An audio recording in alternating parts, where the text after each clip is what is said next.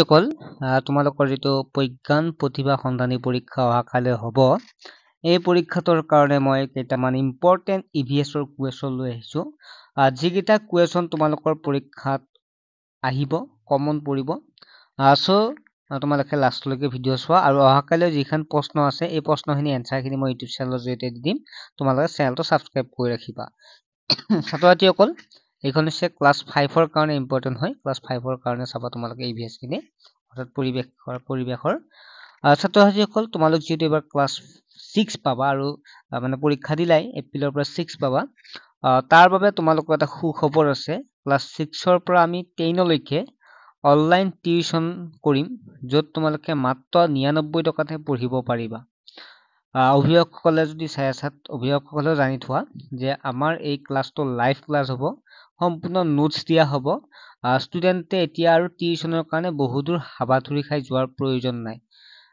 মোবাইলটোৰ জৰিয়তে সন্ধিয়া ক্লাছ কৰিব পাৰিব যেটো হোৱাটছএপ নাম্বাৰ দেখা পাইছা এই নাম্বাৰটো এছএমএছ কৰি জইন হ'ব পাৰিব ঠিক আছে হোৱাটছএপ নাম্বাৰটো এছএমএছ কৰিব এতিয়া প্ৰথম প্ৰশ্নটো আছে দেশ মৰুভূমিৰ প্ৰধান প্ৰাণী এটো হৈছে উট প্ৰশ্নবিলাক ওএমআৰ বেছ হ'ব হা তোমালোক 100 নম্বৰ ওএমআৰ আহিব অৰ্থাৎ 4টা অপচন থাকিব কিন্তু মই 4টা অপচন দিয়া নাই ডাইৰেক্ট দিছো তোমালোকে গম পাবাই যে বগা ভালুক কোন অঞ্চলত থাকে এনেকুৱা প্ৰশ্ন আহিব অপচন আহিব 4টা ইয়াৰে হ'ব মেৰু অঞ্চলত তৃণভূমি অঞ্চলত বৃহৎ এলেকা জুৰি পোৱা যায় কি পোৱা যায় তৃণভূমি অঞ্চলত বৃহৎ এলেকা জুৰি মাংসভোজী আৰু তৃণভোজী পোৱা যায় মানে তৃণভূমি অঞ্চলত মাংসভোজী প্ৰাণী পোৱা যায় মৰুভূমিত কেকটাছ জাতীয় উদ্ভিদ হয় পোহৰ পৰিবেশৰ এটা উপাদান এইটো তোমালোকে কমেন্ট সেকশনত জনাবা কি হয় ঠিক আছে প্ৰতিটো ভিডিওতে মই এটা কমেন্ট সেকশন জনাবা দিও তোমালোকে কি হয় কমেন্ট সেকশন জনাবাচোন মই পিন কৰি দিম তোমালোকৰ কমেন্টটো বগা ভালুক হৰিণা জেব্ৰা মেৰু অঞ্চলৰ প্ৰাণী ইয়াৰে দেখা পাও যে বগা ভালুকহে মেৰু অঞ্চলৰ প্ৰাণী চিল বলগা হৰিণ ইয়াক দীৰ্ঘল আৰু শাখা প্ৰশাখাযুক্ত শিং থাকে ইয়াৰে কোনবিলাক বলগা হৰিণৰ থাকে শাখা প্ৰশাখাযুক্ত শিং থাকে জিৰাফ সিংহ বাঘ এবিধ তৃণভোজী প্ৰাণী জিৰাফ হৈছে এবিধ তৃণভোজী প্ৰাণী শামুক হল দেশ উপভোক্তা শামুক প্ৰাথমিক উপভোক্তা খাদ্য শৃংখলৰ আৰম্ভণিতে উদ্ভিদ প্ৰাণী অনুজীৱ থাকে ইয়াত উদ্ভিদ থাকে আৰম্ভণিতে উদ্ভিদ থাকে উদ্ভিদক তৃণভোজী প্ৰাণীয়ে খায় তেনেকুৱাকে তাৰপিছত বিয়োজক উৎপাদকে উপভোক্তা খাদ্য প্ৰস্তুত কৰে আমি জানো যে উৎপাদকে খাদ্য প্ৰস্তুত কৰে গছ হৈছে উপভোক্তা উৎপাদক গছে খাদ্য প্ৰস্তুত কৰে বাকি বিলাক যি আছে এইবিলাক উপভোক্তা যিয়ে ইটোই সিটোৰ লগত জড়িত হৈ জীয়াই থাকে উৎপাদকে বিয়োজকে উপভোক্তাই মৃতদেহ গেলি পচি যোৱাত সহায় কৰে তো বিয়োজকে বস্তু এটা মৃতদেহ এটা গেলি পচি যোৱাত সহায় কৰে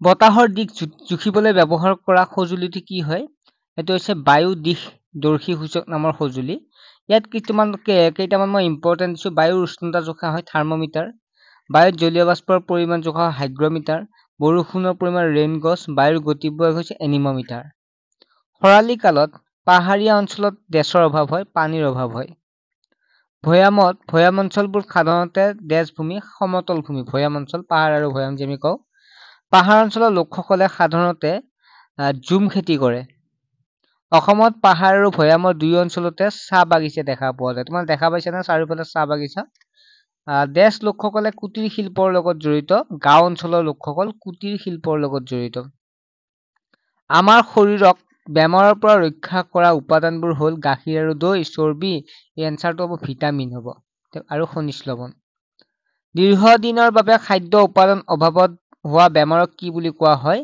হেতু হৈছে অভাৱজনিত ৰোগ বুলি কোৱা হয় তিনিটা অপচনৰ হেতু হ'ব অভাৱজনিত ৰোগ ভিটামিন সি অধিক পৰিমাণে থকা খাদ্য হ'ল ইয়াত আমলখিত ভিটামিন সি অধিক পৰিমাণে থাকে 21 মাৰ্চ দিনটো কি দিৱস হিচাপে পালন কৰা হয় বিশ্ব বন দিৱস হিচাপে পালন কৰা হয় তোমালোকে এদিনা দেখা পাইছা নহয় ফৰেষ্ট ডে হিচাপে পালন কৰা হৈছে